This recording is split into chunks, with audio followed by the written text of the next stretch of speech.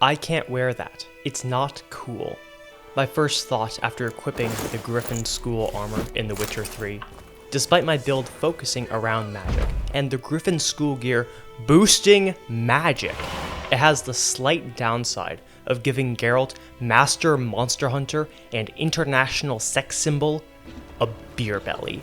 Fuck. All I wanted was a cool, practical armor set that goes along with my build. If it doesn't look good, why even bother? Drip above all else. I just don't think I could pull it off. The same thing happened to me back at the start of high school. I had bought a navy pea coat and wanted to wear it around. But one day in junior year, a classmate of mine came in with his own. It fit him. On me, it looked like a child playing dress up. I just wasn't cool enough. So much money spent on a cosmetic, and I didn't even have the self-confidence to wear it. It was only in college that I started wearing it consistently, initiating a journey in how I style myself. This is that coat. But we were talking about video games! Customization is player expression. If you got it, flaunt it. Unique armor sets, special weapon skins, a cool coat, they're all ways of showing off to others and telling them who you are. Your build is so much more than just your weapon or stats. It's about who you are and how you show it. So I ask you, are you using your vanity slots? Fashion, especially within video games, walks some middle path between utility and aesthetics. Mechanical genre pushes us one way or another. RPGs, with their focus on builds and stats, place a larger emphasis on utility, while games with less mechanical customization focus their equipment on aesthetics. These principles usually work in tandem, but emphasis is guided by gameplay. So, how do you do it?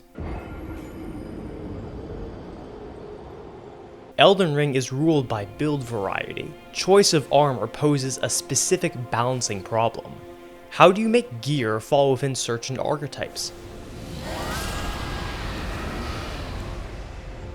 Casters, tanks, dex builds, Fuck. come with expectations. How do you balance stats and aesthetics while fitting into these cultural understandings? Unlike Night Rain, there is no clear delineation between classes.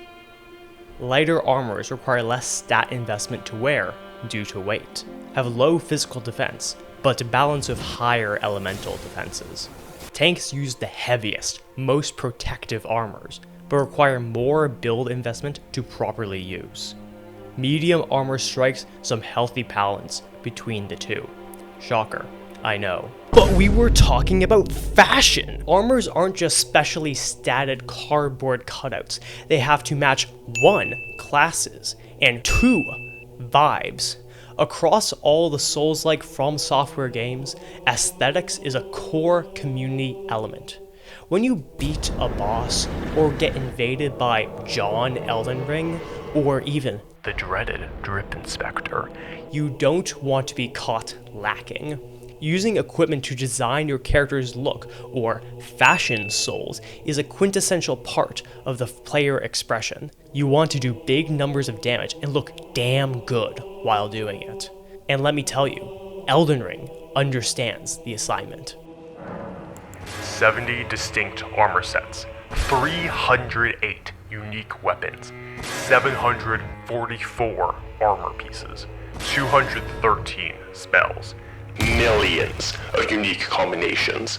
Not all of them are bangers, looking at you, marionette set, but it's a sacrifice I am willing to make. Consistent fantasy art direction means many pieces mesh perfectly, unlocking customization. True Fashion Souls optimizes form and function within a player's build. Equip the heaviest armor you can stomach, or just lean into a lightweight dex build or caster. And don't get me started on casters. Levels which could be used for defense are instead drained into mine just to deal less damage, slower than your average Unga Bunga L2 enjoyer. Spell enthusiasts stay seething, but magic does look sick. Anyways, damage, i.e. gameplay effectiveness, can be sacrificed for the sake of fashion, as not all sets provide the distinguished aesthetic and excellent stat line of my beloved, the Crucible Tree set. Elden Ring as an RPG is all about build variety, armor, and character creation. If nearly every aspect of the game allows for player expression, why not fashion as well? Give all the players the pieces and tools that they need, and they'll figure out what works best. Some go for fashion souls, while others pursue peak performance. This is what peak performance looks like. But what if you wanted something more refined, something more curated, something you had to hunt for? Witcher 3 is about choosing what type of Geralt you want to be. Gameplay allows for a large amount of player expression, but within a defined window. So how does the game do this? Weapons, armor, and loot tables are leveled to your character, not to the region that you find them in, meaning that as you level up, you're likely to encounter gear more powerful than your own, and trade out your current loadout. But not all gear is worth equipping. Fuck. I'm looking at you, Dwarven Axe, from the Shrieker contract, you useless piece of shit. While bandits and chests can be looted for clubs, swords, or even pieces of armor, Geralt isn't just a knight. He's a witcher and needs special equipment, silver swords, oils, bombs, monster repellent. Within the world, you can randomly find schematics, which give instructions for crafting anything from a sword to a pair of pants. But there's a wrinkle to this. So long. Generic armor within The Witcher 3 allows for some sort of coherent fantasy vibe, but they aren't particularly fashionable together, and certainly don't feel like a specialized Witcher armor. Different regions such as Tucson, Velen, and Skellige have different cultural styles and different armor sets reflecting that, but nothing is really coherent, let alone matching Geralt's specific witchery vibe. The fashion is lacking, as are the stats. That is, until you come across the Witcher school gear scavenger hunts. You heard me, right? I said scavenger hunts. Witcher 3's solution to the fashion problem is to funnel players into a handful of armor sets. Of course, there are a bunch of different armor and weapons, you know, RPG. But the Witcher armor sets are the only ones really worth getting. These are not just fashionable, but they specifically synergize with your chosen player build and level up their aesthetics alongside character progression. By providing players with such powerful armor sets that mesh aesthetically and mechanically to your build, The Witcher 3 deftly sidesteps the fashion problem. I mean, with choices this good, why would you choose anything else? Witcher gear can also be leveled from base to Grandmaster, so your gear matches your Geralt. The level requirements for the different tiers can be worrying, but an abundance of crafting materials and multiple sets means that you will never go too far without newly upgraded equipment. But Whispering Weald, look at the gap between level unlocks for Griffith and Catskill gear. How can you expect players to get to Kaer Morhen by level 14? And what about the gap between level 20 and level 25? You expect me to go 5 levels without new gear? At this point, I remind you, dear Strawman, that there is still generic equipment you can loot from chests, and the gap between level 20 and 25 is when the player is meant to go through the railroaded mid-game section from the Isle of Mists through Bald Mountain. Meaning that even if you did unlock every new equipment by then, you wouldn't have the ability to craft it yet. Even in the endgame, Grandmaster sets allow for players to mix and match between different gear by providing set bonuses for 3 and 6 pieces. Elden Ring and Witcher 3 balance RPG aesthetics and mechanics in 2 distinct ways. Elden Ring prioritizes build variety by giving the player tons of equipment and spells to make their own tarnished. In Witcher 3, you choose what type of Geralt you want to be, and the game invests the player in that choice through narrative and the gear that you discover and craft. Would you craft something for me? Both games have additional cosmetic options, such as Elden Ring's tailoring tools or the colorful armor dyes in the Blood and Wine DLC. But this still isn't fashion or a vanity slot. Equipment in Witcher 3 and Elden Ring are inherently tied to stats. Both games do have plenty of aesthetic customization. Elden Ring's character creator is incredibly extensive, and Witcher 3 allows you to equip many different types of cosmetics such as masks or glasses or something like that. But these are about it. Witcher 3 and Elden Ring, although extensively updated after launch through free updates and purchasable DLC, are finished products. What you paid for is what you get. But what if we never paid for anything? What if the goal of the game was not to just sell you the experience of playing it, but to sell you cosmetics as well?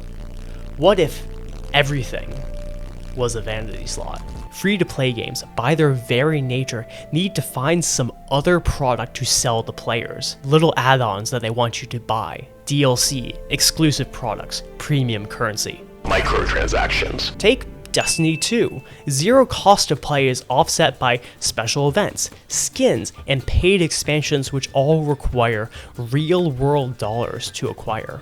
Marvel Rival also uses a similar strategy while tapping into a certain Horny market? in order to keep their players engaged and buying into the system with a constant drip feed of new content and jiggle physics. These virtual marketplaces bombard players with sales, fun products, and items at checkout. If you buy one, we'll throw one more in.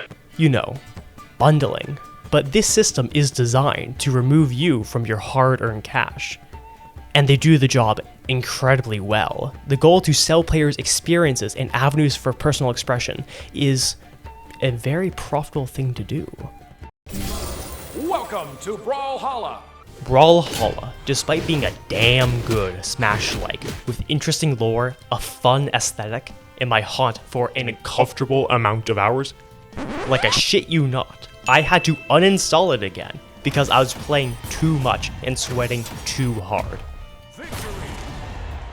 My Brawlhalla sober streak begins again today. It is an excellent marketplace for cosmetics. Each of the game's over 60 legend has at least 4 skins, which include unique weapon skins to share across any other legend sharing that specific weapon. Leveling legends unlocks more colors, not to mention time-sensitive seasonal colors, and the sidekick that they ride on. 3, 2, 1, brawl. But wait, there's more. At the player level, you can customize the podium your hero stands on, knockout effects, taunts, titles for your player name, and post-game emotes. But wait, there's more. Brawlhalla also offers unique crossovers for select legends, giving them premium skins, unique icons, and new animations. Play as Shovel Knight, Anakin Skywalker, Avatar Aang, Negan, or even the man himself, John Cena. And this is not even to mention the battle passes. At this point in time, the only battle pass that I have bought was Brawlhalla's 4th battle pass, the Order of the Lion, because it had, you know, a gothic aesthetic. The level up skin was for the werewolf legend I played, and the other skin was for one of my mains. Obviously, I was gonna buy it. Brawlhalla is a pinnacle of microtransaction slop, but it does it so well. The sheer amount of customization and player expression make me feel invested in my mains and their fashion. This is so much more than any Smash character that I could play. Walking into a match with my character and my colors and my skins is just peak. Of course, there is the pressure to buy the newest battle pass, to spend more money on the game, to not miss out on the exclusivity, but I already have what I need, and I have to resist the urge to consume more. I try to appreciate the skins that I already have in Brawlhalla because of the value I ascribe to them, because they spark joy. Oh, by the way, you think this is only an issue within video games? Battle passes are just the video game version of fast fashion. Slop comes for us all. Historically, people owned only a few items of clothing, Garments were tailored to fit the wearer by local workers, and expensive costs incentivized people to repair and maintain their clothing. Over time, automation and the export of factory jobs has decreased the relative cost of clothing, making it more disposable. So, what is fast fashion? It's a modern trend of clothing production where, in order to meet current market trends, cheap clothes are made with low quality materials. These items are then sold by retailers that have no direct involvement in the manufacturing, and the items are only worn a handful of times before being thrown out. And let's not mince words here. This is bad. Defenders of fast fashion say that by removing the cost of personal expression through clothing, they democratize the ability for people to express themselves. This is cope, of course. Nothing is free. Someone else always pays. Fast fashion items are made with cheap, non-renewable synthetic products, creating a huge amount of waste. Every year, millions of tons of fabric waste are created, and the synthetic fabrics aren't just going to disappear. Fast fashion is only cheap because the manufacturing is done in countries with low labor protections and depressed wages. The treatler attitude tells people to enjoy their cheap slop without thinking about the real people that made it. The value of these fast fashion items comes from the immediate cosmetic utility that they provide. For a relatively low cost, you can change your whole wardrobe and show that you're in on the latest trends. It's an IRL battle pass. Artificially boosted demand through advertisements and relatively low cost allows for mass buy-in. But come here. I want to tell you a secret. This model is insanely profitable. Shein, one of the major retailers of fast fashion, reported $1 billion of profit in 2024. And NetEase Games, you know, the Marvel Rivals people, reported $2.4 billion in Q4 of 2024. It pays to make slop. Can we find value in cosmetics, even virtual ones? Of course we can. Armor, cosmetics, trinkets all have an innate value that we prescribe to them. While one person might throw out a piece of fast fashion after only a few wears, else might use the same item until they wear through it. I want to have a strong connection to the things that I own. Everything from a pair of pants to a skin in a video game. It's a good thing to care. While there are large economic forces pushing people towards fast fashion, towards slop content, that doesn't mean that individuals have to buy into a system of infinite consumption. Sometimes, it's okay to have enough. To have one build in a video game that you've worked for, or one armor set that you've crafted yourself. For me, the things that make a video game equipment important is that I've worked for them. I remember prowling through the ruins of Kaer Morhen looking for the wolf armor schematics, finding the lost blacksmithing tools on the Isle of Undvik, doing the quest in Tucson to unlock the Grandmaster versions of the Witcher gear, felling the Crucible Knight duo, and finally being rewarded with the armor of the knights that had bested me so many times before. I have yet to play Space Marine 2, mainly because I'm afraid that I would Out of nowhere grind 30 hours just to get the Dark Angel's gear? I like dressing my Geralt in the professor's glasses because it reminds me of the Hearts of Stone DLC, of stories that I'll never forget. But wait, what about real life as well? For those that know me, on the past year or two, I've been on something of a fashion arc as I try to revamp my whole wardrobe. You see this? Buck Mason. Imported Japanese selvage edge denim. Heirloom jeans. The most expensive pair of jeans that I own. Now, I'm not going to tell you exactly how much these jeans cost, but I'd say they were worth every penny. They are far and away the nicest piece of clothing that I own. But that's not to say that I don't love stores like Marshall's or TJ Maxx. I still go there. I just try to be mindful about what I'm purchasing, to only buy exactly what I need with the materials I want from reputable sources. Expression demands customization, and we are going to face it in all aspects of life. Today, people and consumers aren't usually picking clothes based off the utility that they provide. Virtually everything is a vanity slot for personal expression. So, are you using yours? So, welcome to the post video.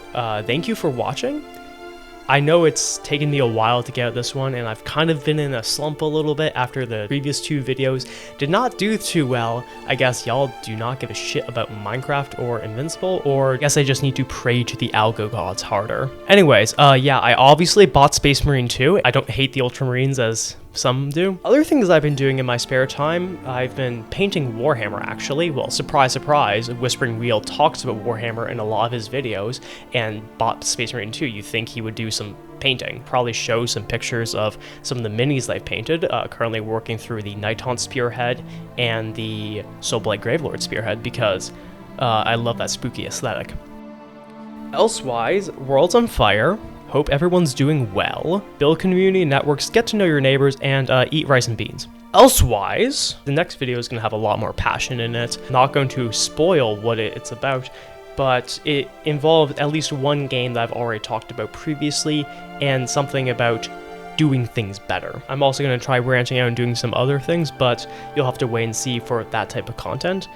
But in the meantime, stay safe and live well. Thank you for watching.